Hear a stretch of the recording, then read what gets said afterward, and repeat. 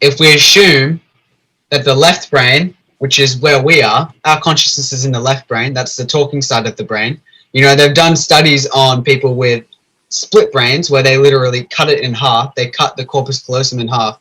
And, you know, which seems completely crazy these days. And they have two different consciousnesses, basically. One consciousness controls the right side, which is the left side of the brain controls the right side. And the right side of the brain controls the left side of the body. And what they found is that the right side of the brain and the left side of the brain have different personalities and different beliefs and different belief systems.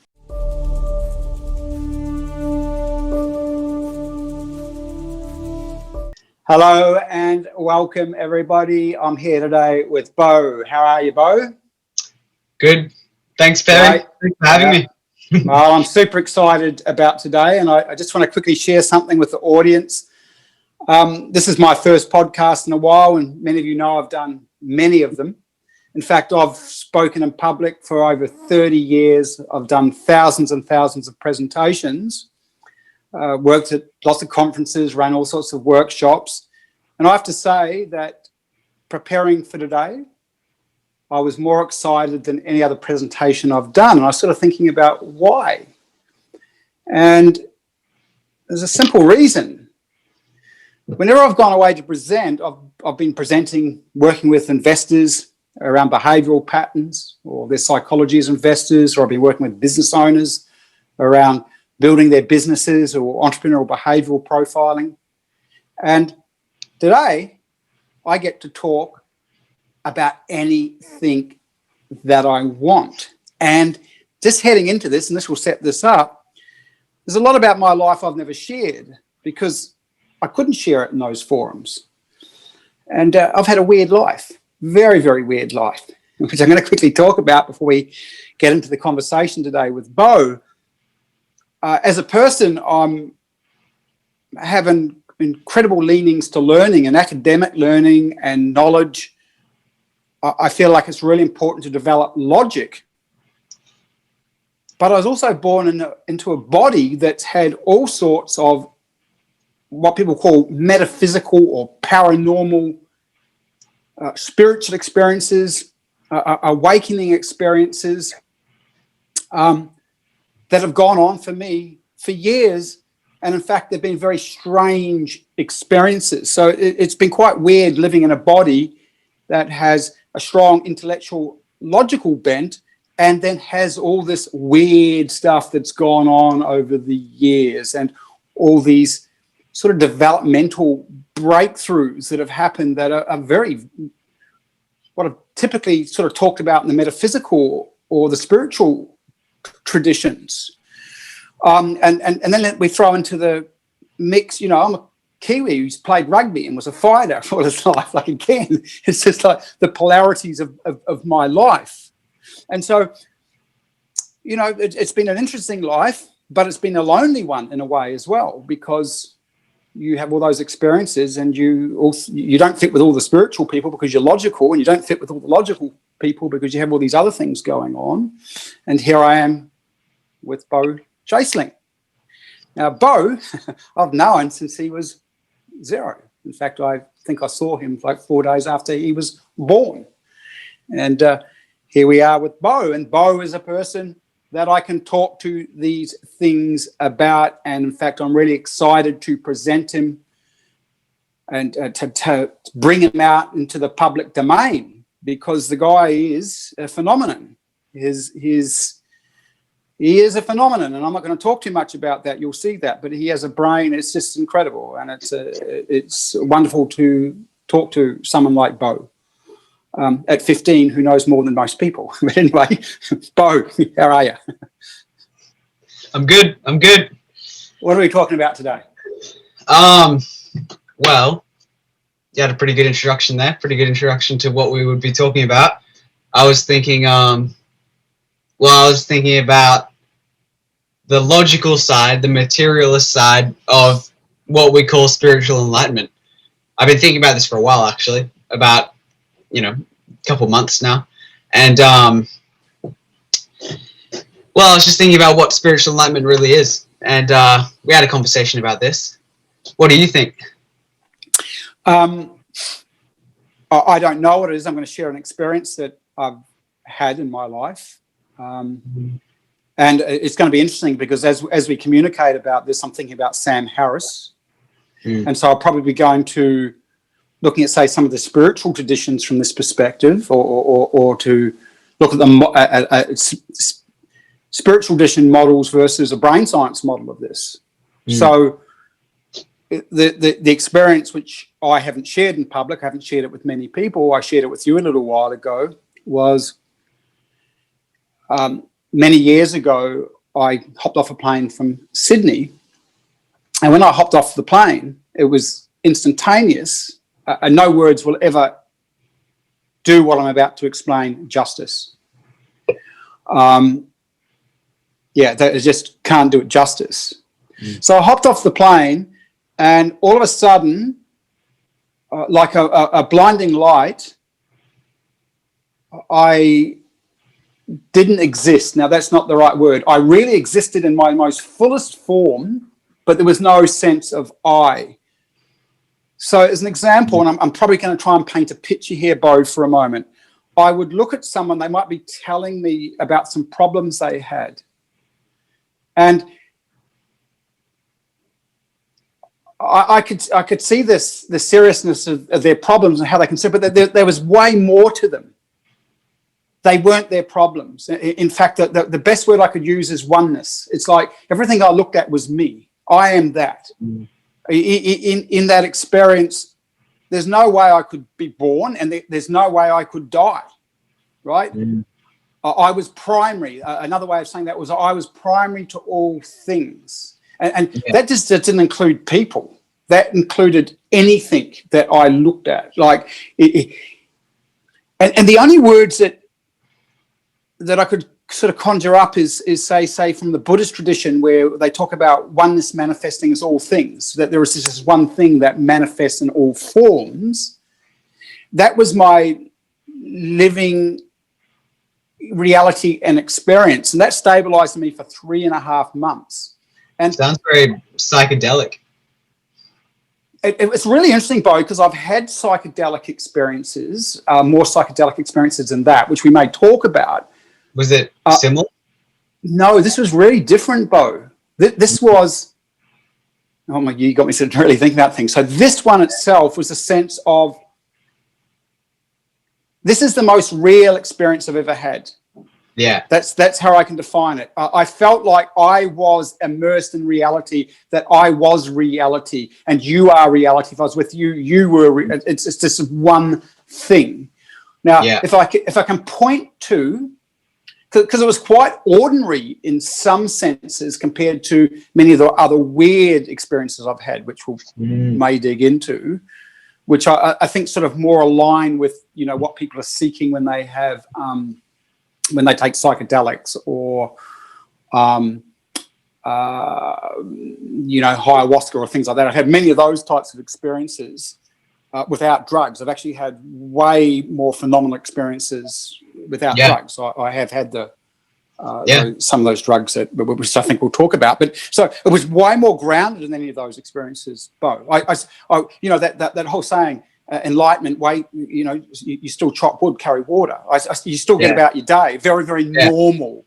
But I was not attached. So another way of communicating it is I wasn't attached to anything. I couldn't die. You're an observer. What was that? You're an observer. I was an observer. I was an absolute observer. But here's the thing, and you'll get this, right? This is a really hard thing to explain. I was that was observing. I was that was observing. I was the ground of being, might be another word of it. You know, I was all that is. And and when we say I, that's not the ego I, you were the same thing. So when I looked at anyone else, they were that. It's like I would look at people and, you know, as I said, they'd be complaining about things or they'd be really happy about things. But that to me looked like that wasn't reality. That was an illusion they were in, right? They were like characters. Yeah. Right. They're betraying themselves. Yeah. Yeah. Now, so what I did, and I'll hand back to you in a second, because I mean, one of the things we're going to probably look at is you know, Sam Harris. And for those of you that don't know Sam Harris, he runs a great podcast called, oh, geez, I forget what it's called. Is it Waking Up or something? Something like that. I actually haven't listened to it. Oh, you never listened to Sam Harris? No. Oh, I've listened to Sam Harris. I've listened to his debate with Jordan Peterson, but apart from that, not much, no. Yeah. Okay, so I'm the expert on this one. yeah, so Sam Harris, lifelong meditator, but materialist neuroscience. Yeah. He says that everything that I've just shared with you just happens in the brain. Yeah, I can see that. Yeah, I think that happens in the brain, but you and I will have these debates. I think that and both you and I probably head in a similar direction now, where potentially we know it's happening in the brain, but I also feel like it's potentially a phenomenal experience of consciousness itself. Yeah, well, I mean, potentially it happens in the brain, and potentially it doesn't. Exactly. Yeah, so that's why. Yeah, it could be both. Well, it probably has to be both. Yeah. Right?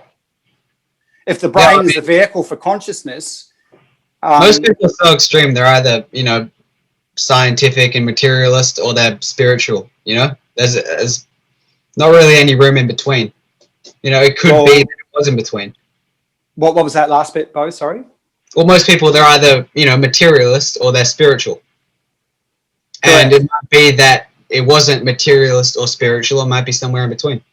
I want to take this somewhere because I want to go to you, and I think you and I are the same, right? Yeah. So one of the struggles that I often have with spiritual types, believing they've arrived at the truth, and then I'll go to the materialist types, and they believe they've arrived at the truth, where I feel or believe that truth's easy to arrive at. That's simple. Where I'm digging. I want the science. I would question that experience. So when I had that experience, I'm willing to question: is Perry going crazy? Right? Is Perry going crazy? Has he got a brain problem? Yeah. Well, I mean, it's completely subjective. Correct. You never really know. Yeah. So I communicated to some people. I actually went and sought out some teachers when I had that experience, Bo, and I went and sought them out, and they said, "Oh, you're having a classic awakening or enlightenment experience." And that was their viewpoint, but I was going, well, maybe I'm going nuts, right? Maybe I've got a brain tumor that's tuned to yeah, equally possible. Yeah. So I think both you and I do look for I don't fully stand in the spiritual camp. I don't fully stand in the materialist camp. I'm trying to find my way. I'm trying to find the truth of things by looking at both. And to be honest, I take great umbrage to science because science is evidence seeking. Yeah. What's your take on that experience that I shared? Well, the problem I have with the whole spiritual thing is that if it is, you can't really ever know. You can't really know whether it was spiritual because, I mean, there's no evidence for spiritual things. No, but in essence, you can't prove them, right? Because it's spiritual. So I tend to just go for the materialist route and say that your brain stopped going through the traditional normal pathways. Maybe it connected up with the right brain a bit more, which is what we were talking about the other day, and you just experienced a whole bunch of hormonal changes, which completely changed your perception of the entire universe and those around you. But I mean, that doesn't completely satisfy me. I don't think that it is that. I think that if it is neurological, there's something much deeper going on. Perhaps some kind of connection between the left and right hemispheres of the brain. Or, it's spiritual. It's something much deeper connected to the energy of the universe or, something like that. Yeah. No, well, we're both the same, I think, in that way where we are looking for, I want evidence. And so one of the things that I love about science is, I can talk about that experience and other even weirder experiences, which we probably will get into, that point at something. And then if you fall into the spiritual side of things, you'll claim it as, this proves that. And I'm going, well, no. I've had these experiences, but does that prove? What does that prove? Like, right? Where science is always looking for the proof. what I do find in both camps, and I do find is this would be my critique of Sam Harris, by the way, which I find phenomenally intelligent human being, but I believe he's sort of arrived at a truth that he can't move past, and you see that in his debate with Jordan Peterson. But I feel, and most of the super intelligent people I know, or just very intelligent people I know, tend to live in a question and don't. What, would you agree with that? What's your take on that? That's what you should do. Anyone who says that they have the answer is wrong. Yeah. My religious types or materialist types, it doesn't matter. You know, no one has any idea what's going on. Well, this is, you and I talk about this. Oh, geez, I think about this often, Bo. Be agnostic to everything. What was that? Be agnostic to everything. Yeah. Now, why? You know, you and I, we have this conversation. What did you say once about, you talk about the cities, an ant in the cities, or you've got this really... Oh. Yeah. Well, this is just from a materialist perspective. I was saying, you know, there's certain questions that our brains simply don't have the capacity to solve and likely will never. You know, a cat has no idea how we get the food. It knows that it comes from the pantry and it knows that we pour it in the bowl. But apart from that, it has no concept of what, you know, the store is or what money is or anything like that, right? They're just beyond its little tiny cat mind. And it's the same thing with the ants on the anthill, and it's the same thing with the bacteria on the anthill, and it's the same thing with the atoms which make up those bacteria. Now, who's to say that, you know, us humans are so great and we've solved everything? Of course we haven't. There's going to be heaps and heaps of concepts like, you know, these spiritual ones that we're talking about, perhaps, maybe they're solvable, maybe not, that are just completely beyond our cognition. You know, we are simply not intelligent enough to solve them. And my theory has always been that we aren't, you know, we're not the people in the city. We are the atoms which make up the bacteria which live on the anthill, which lives beside the city, right? The metaphor being that there are species out there which would be the gods of our gods, which for us would be completely omnipotent, omnipresent, just creators of the universe, you know, like we are to an anthill or like we are to bacteriums. Oh, I totally, that's my view as well. My metaphor for that, or analogy for that, is that there's a cell in my stomach, right? Yeah. And I'm driving to Woolworths to get an ice cream. Well, I don't eat ice cream, right? But anyway, I'm driving to Woolworths to eat, you know, I don't know, buy something, some beans or something. Something healthy. That cell, that's got no idea that I'm going to Woolworths. It's in its little universe, and it knows nothing outside of its little universe. And how's this for a viewpoint, right? So if you take that cat, and this, by the way, once we get into, say, some of the other discussions, because today's not the end of these discussions, like the cat, I was thinking about this today, the cat has its perceptions, and it can't go past its genetic perceptions. What it's been predisposed to in regards to its perceptive abilities, it can't go past that, which means it can't understand anything else outside of what it has been, right? Now, just think about the arroganceness of human beings who think they know, who are so sure they're right? It's just, Bo, in preparing for today, I was thinking about this because I knew you started some questions with me last week about psychedelics and ayahuasca and things that open up the mind. And I was thinking to myself... I have an interesting thought that your viewers might find very interesting. The difference between us and the cat is that we have, as far as we know, the necessary knowledge to improve our own brain capacity through, you know, Neuralink or some sort of computer technology or genetic engineering. So as far as we know, we could expand our brains to the point where we eventually would become gods. And the cat could never do that. So that's the only thing which differentiates humans. We have the potential to reach the god level status one day. I agree with you, and I want to park that for a second, and I agree with that, and I love that. And one day I want to interview you on these subjects, because I know that you have a real expertise in that area. You're asking me now about some of the things that I know. I want to be able to ask you about those things in future. I want to postulate this. I was thinking today about, so say that experience that I just shared with you before.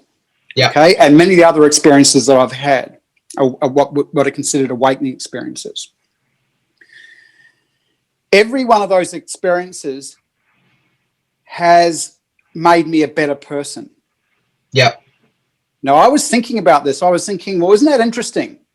So someone doesn't have an awakening experience or an experience through psychedelics of going beyond a filter in their mind and experiencing something grander and greater.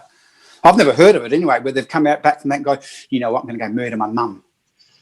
Yeah, right? None of them. Right. Now, so because this comes back to that thing where you're talking about hooking out that, what's his name? That's Elon Musk. He's into all the Neuralink stuff, and I know that you've got a big thing. But think about this, right? So even those awakening experiences, whether you've had them through meditative traditions or through plant medicine, tends to evolve the person and make them a superior version of themselves. And then I want to share something else, and this comes back to what you were saying before. I have also had this experience, and I know you and I have communicated a bit about this, that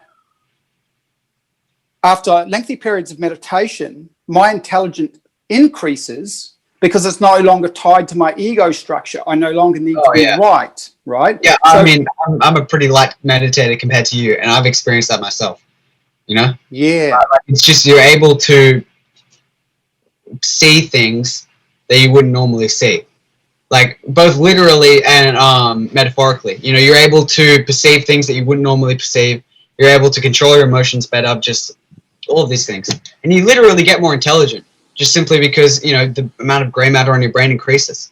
Like it's yeah, that's right. Yeah. I've had a very, very light version of what you're talking about, and I've told you this about. I've told. Yeah, share it. I love the story. And I just had another one yesterday, actually, when I was up on the hill. So I have this little place where I like to go sometimes when I like to meditate. It's up on top of this hill. It's incredible. And I'll just sit there for, an hour or so and, observe the breath. And one time, this is about a year ago now, as I was breathing in and out and in and out and in and out, I noticed that I could start to hear everything better. Like I was focusing on the breath, but I could start to hear everything around me. Even though I was focusing on the breath, I could kind of focus on that as well. And then I noticed I could, feel everything that I was sitting on, and I could smell everything around me. And then I opened my eyes and I noticed that even though I'd be looking at one particular thing, I could see everything in my periphery much, much better. And that lasted for about a minute and then it went away. And so I would say that's a very light version of what you're talking about, just with the senses of being a, objective observer, where you're not focusing on one particular thing because of your ego. You're able to just kind of perceive everything. And that exact experience just yesterday. And it's awesome. You come back, you're happy, you're better, and you just... For how long? How long did you have that? For how long did that stay? How long did you have that? Again, a minute? 2 minutes? About a minute. But afterwards, it's not, I retain it. I retain the knowledge. I retain some of it. It's awesome. Well, no, that's really, really interesting. So notice when you had that experience, I guarantee you've experienced a couple of these things, the living aliveness. Does that make sense? The living aliveness. Like, okay. It's almost outside of yourself. There's a living aliveness. Like,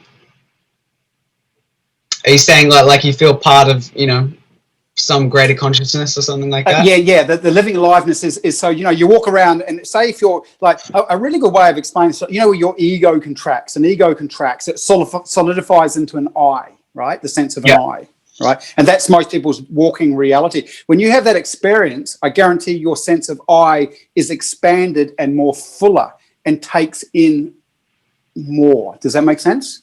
Yeah, I noticed, especially, and my dad can probably corroborate this. I don't think that my experience was necessarily powerful enough to create that sense. But what I did notice is that I was much more accepting of just everything in general afterwards. You know, Mum was stressing out a bit afterwards, and I was just going, yeah, you know. Yeah. So It wasn't again, it wasn't an extremely powerful experience like yours. It was just kind of you know, a good little pick me up sort of thing. yeah. So, but in that, what happened to your nervous system after that, right? So that guaranteed changed your nervous system and also changed what was happening in the brain. Yeah. Yeah, well, I mean, again, I was able to observe better. I was able to feel everything better. I wasn't just focusing on one thing. You know, I was able to kind of feel the state that I'm sitting on and focus on what I'm doing at the same time. So then, and I really want to go here. I just reckon it's important. Like, we're going to bounce all over the place, but that's that comes back to what we were saying. That's how we define spiritual enlightenment, right? It's a scale, and at the very start of the scale, there is someone who is completely egotistical, and at the very end of the scale, there is a perfect, unbiased observer who is simply able to see everything and accept it for what it is. I totally agree with that. There are, and also within the Enlightenment traditions, there are actually different levels within that. So there's observing awakening, and then there's awakening to bliss states, which I've only had little glimpses of. So, right, I actually had one the other day, and I want to come back to a very practical thing, because a very practical thing. But I had another experience the other day where I was actually running a training, and I was showing people how to work with parts. So our personality is made up of parts. And I was explaining to myself, I was using myself as an example, and I said, okay, I felt tired before I ran the training. I said, I'm going to go right into my tiredness. And I went right into my tiredness, and I could see this personality. And this personality goes, oh, I'm so sick of it, because I've been grinding for about 8 months. It's just not been great after COVID. I'm sure your dad understands. I've been grinding in the pivot for my business, and it's like, and so these characters in me, like, I'm sick of this. It's so hard. And then on the other side, there's another characters that are really excited, and I could just see the two polarities within my psyche. One's like, oh God, I'm so over all this work and tired. I'm just been doing all work I don't really enjoy, which I haven't done lots of my life. I mean, fortunate enough to do work I enjoy. Anyway, and then I've got this other side of me going, I'm so excited about what's coming and what I can teach and Okay. And then I had this. Oh, what's just happened? You're gone.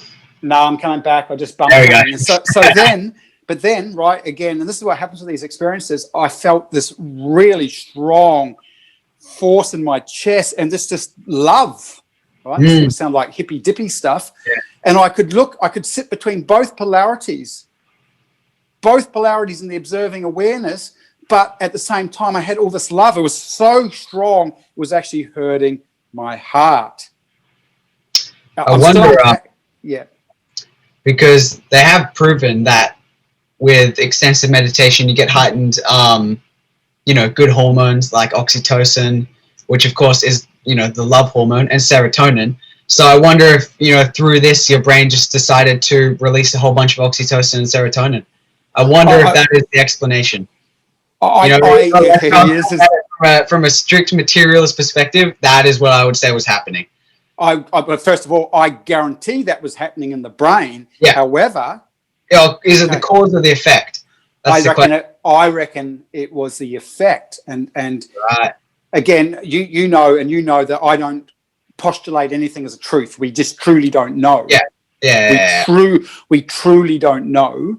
In the Taoist traditions, which I was trained as a meditator in, they postulate energy centers, and these energy centers, what they'd call the chakra systems in some of the traditions, and we would meditate on that. This to me had the experience of, and I've had this many times in my life, right? Again, this is my experience. It may not be correct, right? This might be my mental model and map, but it feels like it comes from the outside. It's like, and then that's triggering the brain. It feels like another force other than.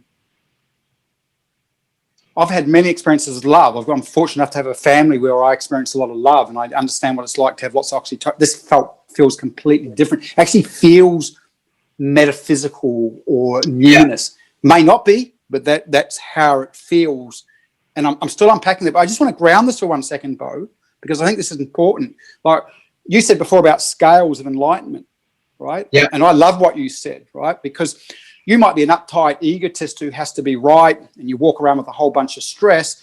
If you meditate, and you meditate for half an hour, like Bo said, you just come out an improved human being, and all the science will show you that. Or just isn't, won't you, Bo? Yeah, just subjectively, you'll know that you feel better. You're going to feel stressed out, and you'll be able to observe that stress when it comes and go, I don't want to be stressed.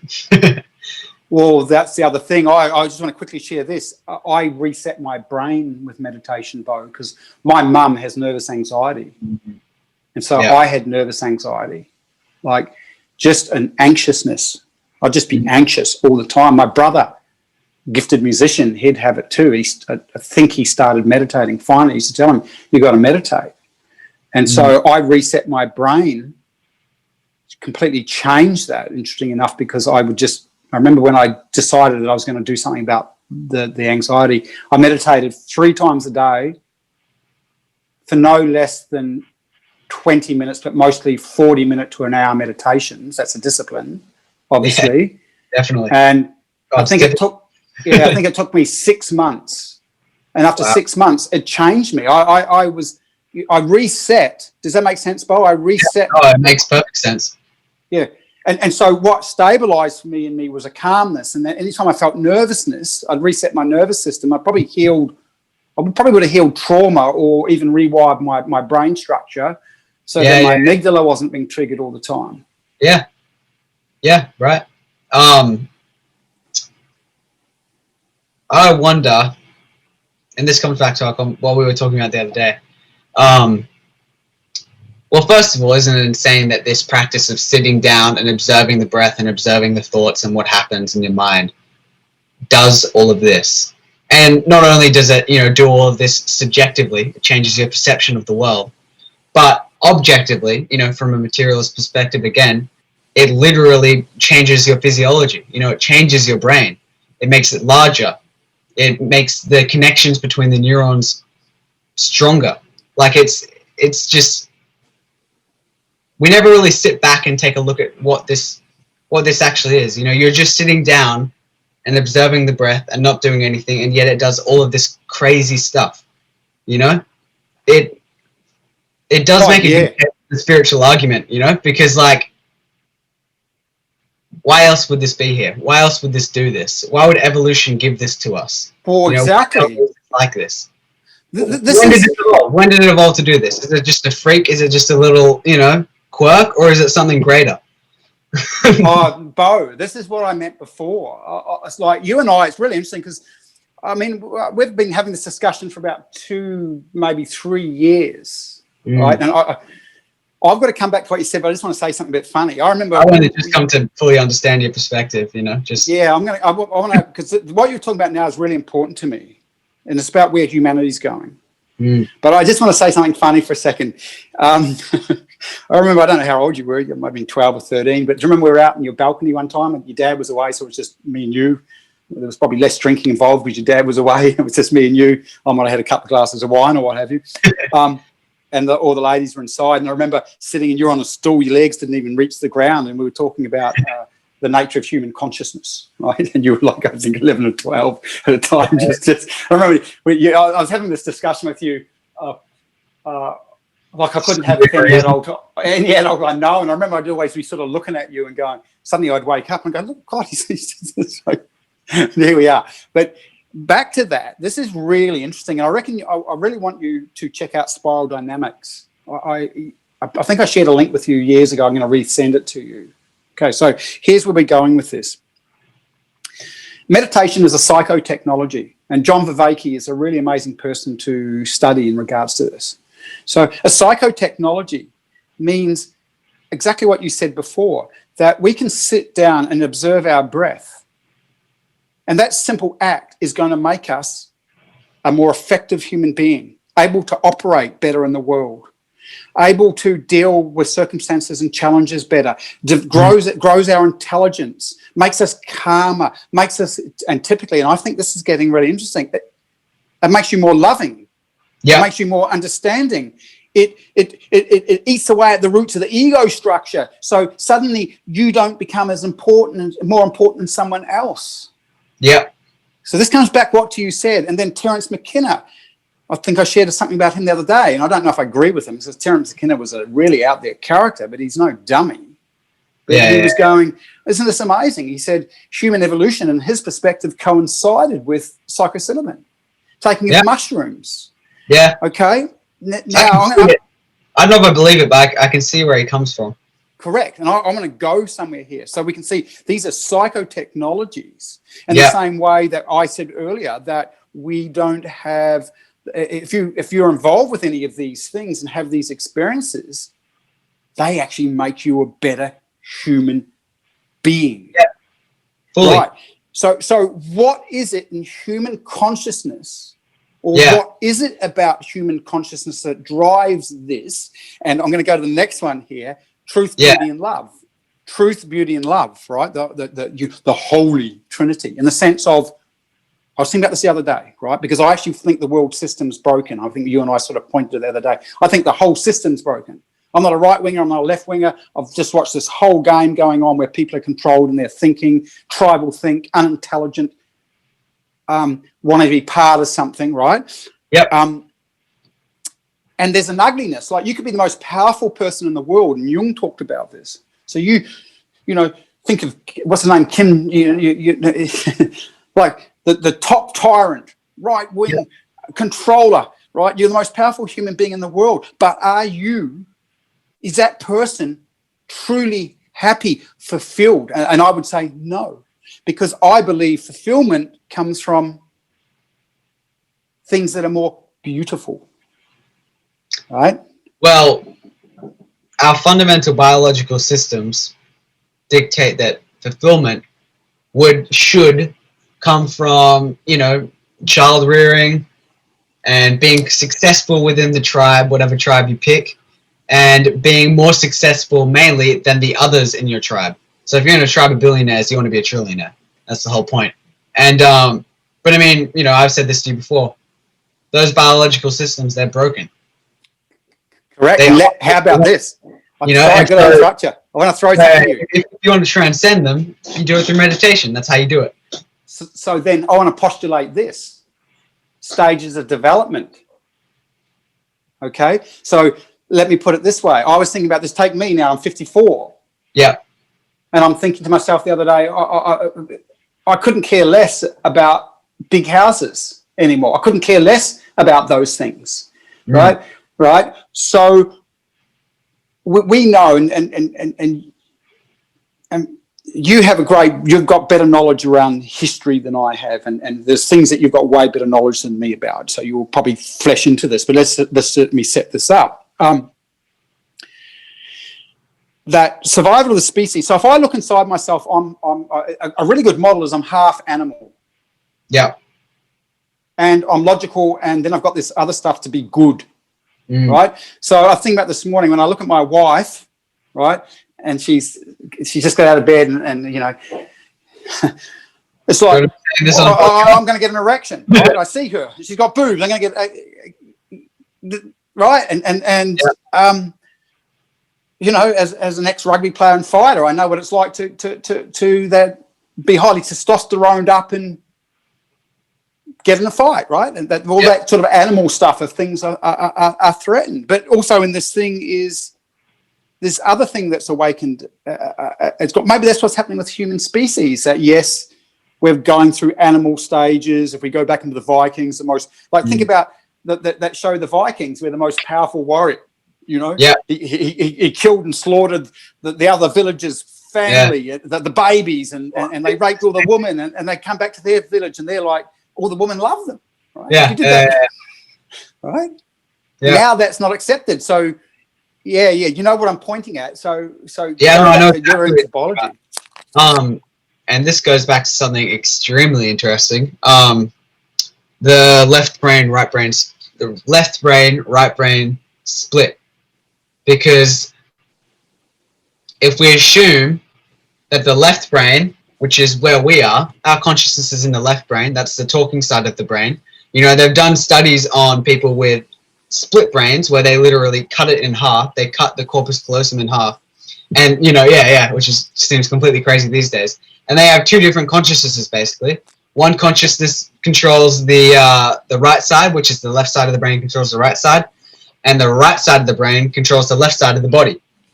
And what they found is that the right side of the brain and the left side of the brain have different personalities and different beliefs and different belief systems. And so this disproves the idea that the two hemispheres are completely identical. They are a mirror image of each other. And if they're split, it'll just be, two identical people. It's not like that at all. There's two different consciousnesses, and they interact with one another when you've got a proper corpus callosum. And this goes back to the idea that basically the left brain is like a soldier on the ground, and the right brain is like the general, right? And so the general, or no, it's more like a committee of generals. And the committee of generals will give orders to the soldier, and the soldier, basically chooses which order to follow and then justifies why they followed that. So you might decide to go down to the store, and buy the bad food. It's because you followed the general who said that. You followed the part of your psyche which exists in the right brain, which wants you to be gluttonous. Or you might do the opposite. You might go for the healthy food. In that case, you follow the general or the part of your psyche in the right brain, which wants you to be healthy and good. And then, and there's a whole bunch of different things like this. So what informs the right brain in your opinion? So is your right brain, right, and what's held in the right brain, is that conditioned from your childhood, from just because I have a viewpoint around this. What's your take on that? I think it's just conditioned, yeah. I think it's naturally designed to kind of give orders to the left brain. But it is also, what orders it gives are just dictated by its biological conditioning. Not sure though. Yeah, so I'm going to have a stab at this because I believe that the right brain, I shouldn't even say I don't even believe it yet. It's a viewpoint I'm sort of holding on to loosely. Yeah. The right brain is connected to. Okay, now this is going to get weird in a way. I believe, right, that consciousness. Yes, I believe the right brain is connected to universal consciousness, and in universal consciousness there are archetypal patterns. Okay. Yeah. Right. And so, and I just want to postulate this for a second.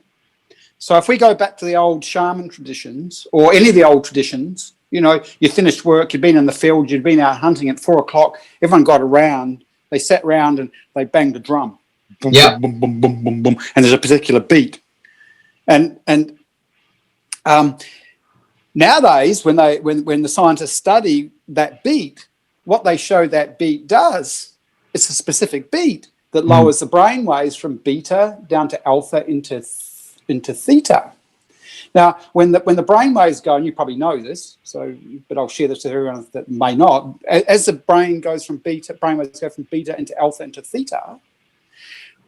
Alpha, we start to see synchronizations between the left and right hemisphere. So the right hemisphere could now communicate to the rational side, and at that point, so that's trance states. By the way, Bo, I've actively put myself in trance states for practical reasons. Well, I really want to make this practical for people. It's not just so spiritual, metaphysical, but so they'd go in, and and suddenly someone's talking to the spirits, right? Yeah. In that trance state, right? Now, if I just take it from a materialistic science perspective, I'm not thinking they're mad, but let's just say it's in the brain. They're connecting to something in them that has knowledge, right? Bring this back to the two brains before. Yeah. But I actually believe that in the same way, growing up where I grew up, there's some heavy duty areas. If I'd go into a heavy duty area, I could feel it. I'd walk into a pub, and you'd feel that. There's a living atmosphere and things, right? And so a rationalist who can't connect to their right brain easily, and look, some people are more right brain than left brain, right? But so I believe that this right brain aspect is connected to universal consciousness. So all those old shamanistic traditions would lower the brainwave state, so the person would have that synchronization, and all of a sudden they were seeing the future or having prophetic experiences, or right, or talking. And they're always connected to a god, by the way, as well. You know, that it comes back to this idea of God. And also, by the way, I'm not exactly sure about this, but I think I remember reading somewhere that psychedelics like ayahuasca and DMT and stuff, they do the same thing. They lower the brain waves. And I know that they do this. They deactivate or, you know, turn down the default mode network and increase communication between each brain hemisphere. So you see the exact same thing in these drugs. And that's why I've always, I kind of believe that the hero dose of DMT, if someone was to do that and get to the stage where they completely dissolve into a objective observer, part of the universal consciousness, however you say it, you know, words don't really have the capacity to describe it. No, that is the psychedelic hallucinative version of complete enlightenment. That DMT experience, so I've had a low dose of that. I'd never had that full dose. That full bore experience that you just communicate about with the hero's dose. Anything I've read, and by the way, have you seen the documentary The Spirit Molecule? No, I've heard of it. Go check on YouTube. The Spirit Molecule is really good. So anyone that I've talked to that's taken that hero's dose of that experience that I shared when we first started today is exactly what they tell me is exactly what my experience was. In essence, right? This whole sense of oneness. Instead of existing in the world, you're existing in the DMT realm. Correct. Yeah. Yeah. Except on lower doses too, by the way, they you know, you would have experienced this on your doses. They connect to a different individual. You know, like they see these aliens and stuff like that. Correct. That's what I experienced. Lesson, right? And so I've always thought perhaps that means that you aren't completely connecting to the right brain, but it is there. So you're not a part of it, but you can see it, and it's teaching you. When you're on the hero dose, you are completely, you know, the left and the right brain are completely synchronized, and you're able to just know everything that the right brain knows and feel how it feels. Oh, I love that, Bo. Yeah. So the more you take, the more the two hemispheres are synchronized. Maybe. You're probably hitting, like that may be and this comes back to what we were talking about before, right? And there's a guy, I'm actually going to introduce you to him, who's a neuroscientist. This comes back to, we have the infrastructure. It appears that we have the infrastructure for evolution, psychotechnology, right, that evolves us. Maybe that is, in that integration of those two hemispheres, we're reaching the upper level of our genius, right, in that oneness experience. And by the way, and again, I want to just really ground this out for people. By the way, Tim Ferriss said that he doesn't know one billionaire in Silicon Valley who doesn't take microdose with LSD when they've got important decisions to make. Right? Now, I think I said to you the other day that I put things to my right brain. I call it my unconscious, but I put things to my right brain. So I've experienced where you have what I call muse or genius states. In fact, when I'm running workshops or I'm working with people and I'm just reading them, there's something going on. I can feel it. I feel myself change. But when we are able to enter altered states, so again, what is the hell is an altered state? An altered state, right, is for most people, it's just getting out of this logic and maybe opening up other areas of their brain. And so when we learn to meditate, or when we learn to have some form of self-mastery using breath or whatever the technique is, where our brains are operating more efficiently and are open to way more knowledge, and knowledge that goes beyond logic. So my experience, pretty much, 20% of my day is experiencing information that comes from non-logic areas, right? And so even on the most basic level, if I've got a business decision to make, as an example, I'll go put on my little earbuds and I'll use, say, Schumann resonance or resonance entrainment that will lower my brainwave states. and I will ponder on something, just soft ponder. And then these ideas come and I just write them down. And then this next idea comes and I write them down. And then I might do that for 3 or 4 days. So this is like a real basic businessman's version of what the shamans were doing, right? Yeah. It's not logic that gives me it. It's like it just comes to me fully formed. Mm. Yeah. It's like when people say sleep on it, because when you sleep, your brainwaves lower as well, right? They're lower into is it the theta or the alpha? Yeah, into theta. I believe theta delta. Theta state. And so that would be, connecting between the 2 hemispheres, and then it processes all the information that you had that day, and it will make a decision for you. Yeah, that's right. Process going on there, right? Yeah, that's right. That's the same thing.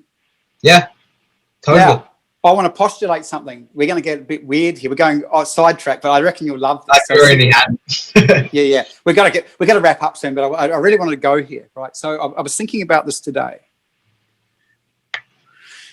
So would you agree that these technologies, I'm calling them psychotechnologies, I've stolen that from John Vervaeke, Yeah. unlock potentials? What do you mean by potentials? Okay. If you didn't meditate, you have lowered potential. So potential in insight, potential in efficiency. Yeah. I wouldn't say they unlock potentials. I would say they allow us to surpass our limitations. Okay, great.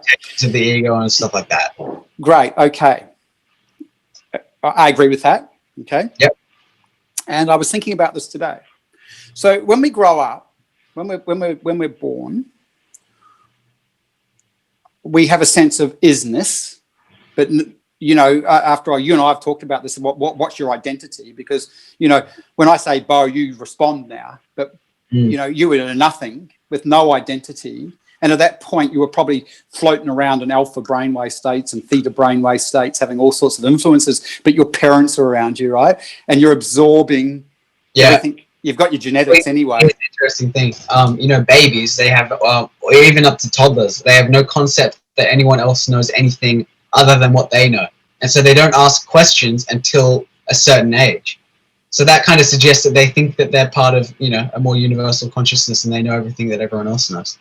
Yeah. No, that's fascinating. That's right. So when we're growing up, and this kind of comes back to this whole thing that you and I are talking about. Well, how come we've got this this sort of these abilities that tend to evolve and grow us just from meditating, as an example? Forget taking ayahuasca and psychedelics and that, which do the similar sort of thing for people.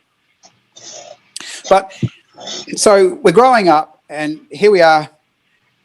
I learned that my name's Perry, and then after a little while, I pick up my parents' viewpoints on life, and then I move through and I pick up these are my cultural viewpoints on life, and so all of a sudden I've gone from this really open, expanded thing, maybe like you said, pre-verbal, connected to the universe, feeling everything, to now my ego's hardening up with all these points of view turning up in brain structures, and developing maps of reality, right, based on what I'm told. And not only that, if I break some of the rules of my family and my culture, I'm shamed for that. Like, Perry, you must follow the rule. And then I get older and I'm in this working world. And again, if I go to the education system, I look at the education system. The education system was formed to turn me into a cog for a capitalistic system. And I can talk about when that happened. So if we look at the move from the agricultural age to the industrial age, all the entrepreneurs, I forget what they were called at the time, they're all the big factory owners and merchants. Businessmen. What's that? Businessmen. Yeah, the businessmen. They aligned with the church and said, well, we need to train these bloody country folk up who have been working in the fields to get them a bit smarter so they can work in the factories, right? I think about this stuff all the time. So I go to school and I learn all these things about reality. They're passed down to me. Now, then what we do is we know, and we both know about confirmation bias, where the sense of we only see what we believe. So we know there's a brain tendency to only see what we believe. Okay. Yeah. So maybe it goes pretty damn deep as well. Most people think it only goes towards politics and all that, But if you really, meditate and stuff like that, you realize how deep it goes, how it plays into every single factor and every single decision in your life. Correct. So okay, great. We agree with that. So then we look at and we go, well, you've just said it. So here we are. We lived in these entrained realities. And it's also really interesting. I've been thinking about this a lot lately. It's top down. So whoever has the power decides what you are to think and what you are to believe. Yeah. Right? From parents to church. Well, it's not church for you guys. When we were growing up, it was church. And then societies at large, right? So you learn all these things, and that whacks into your neural pathways. And you just said it. Well, once you start meditating, you start to see it. You start to see how you have been conditioned, how you have been programmed, and then you start to waken up to other realities, other potentials. And I'm going to say this, before I say this, because this is controversial, I'm not a big one. Like I've got heaps of people that are into. I know you're interested in this now, and you're probably going to end up doing it at some point in time. Your parents are going to love me for this conversation. But anyway, people are really into the ayahuasca and LSD and all those things. I haven't had the ayahuasca, but I've had a lot of those plant medicines in my life. I've had way more expansive and experiences just through my meditation practices. I prefer that because I don't need something. I'm not against that, but that's not my path. That's not to say I don't you wouldn't do have it. as profound an experience if you haven't meditated first. Because it's like it's like going and trying to ride a bike with no experience. If you already know how to ride the bike, then you can be able to have a lot more fun on it. Correct. Go somewhere that you really want to go, right? If you've already meditated for a really long time and then you do these drugs, well, then it's going to reveal things that you actually want to be revealed rather than just being, a party drug or something like that in the case of LSD. Correct. I haven't thought about that. That's good thinking, Bo. Yeah, that's right. The training, like you're already doing that, all your meditation training, your discipline trainings, your insight trainings prepare you to handle that with more wisdom. Yeah, well, I mean, also you hear these crazy stories, especially on DMT, where people go completely insane, They go completely nuts. And yeah. and that's because they didn't prepare for it. They didn't prepare for it properly. Well, I had mates who went mad on the psilocybin, on mushrooms, so they ended up in mental institutes. Really interesting because you and I are going to interview, I'm not allowed to mention his name, but we're going to interview the guy who's been going to the forests in the Amazon, I think since the late 70s or 80s, and before any of this was mainstream. And he's not a partier. He's not even interested in that. I'm a bit more of I like going. He's an introverted guy. Lives in an island off Indonesia, and we're going to interview him because he talks about the preparation that he goes through before he does these, before he takes ayahuasca. But where I want to go with this in closing is that all these things tend to undo that, don't they? All that conditioning. And this makes me really think about how, say, psychedelics or plant medicine or meditation isn't given credence in the mainstream, because if you're involved with those things, it would probably undo. It's pretty hard for those in power to keep the racket going, right? Oh, yeah.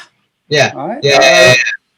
Everyone would realize, what the monks realize, right? You don't have a productive society when everyone is just happy and is free of their biological impulses, If you don't care about your reputation or anything like that, then you're probably not going to make the best stock trader or billionaire or whatever.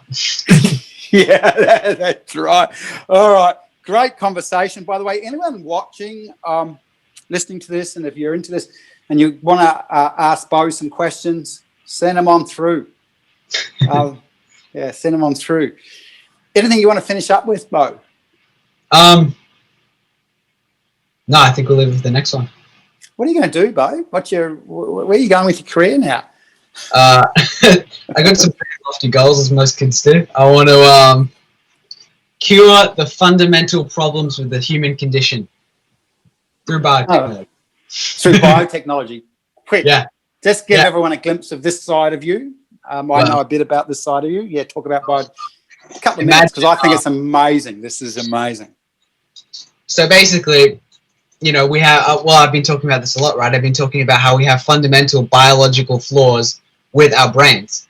And if you were to change the way that hormones like serotonin, oxytocin, dopamine, etc., etc., etc., are released, then you could make it so that humans are in a continuously blissful and loving state, free of things like anxiety, depression, and I don't know, negative emotions in general, disgust, where everyone's just kind of a happy, loving person, right? And then, and also it'll make it a lot easier to discover things like meditation, and it'll make it a lot easier just to live. I mean, imagine these people in the future, they'll be going, like, look at these people in the past, right? Just like how we go, oh, they didn't have sewer systems, they didn't have cures for disease. These people will be going, they had to live with bad emotions. We don't have to do that anymore. You know? You know, this is classic, because this is going to be perfect for AI, right? When they're doing everything and no one's working anymore, and there's universal base income, and some people, right? It's like, fantastic. Bo, I absolutely loved it as usual. Anyone interested, send through some questions. We're going to go into that next time we talk. Sweet. Thanks, everyone. Thanks, Brett.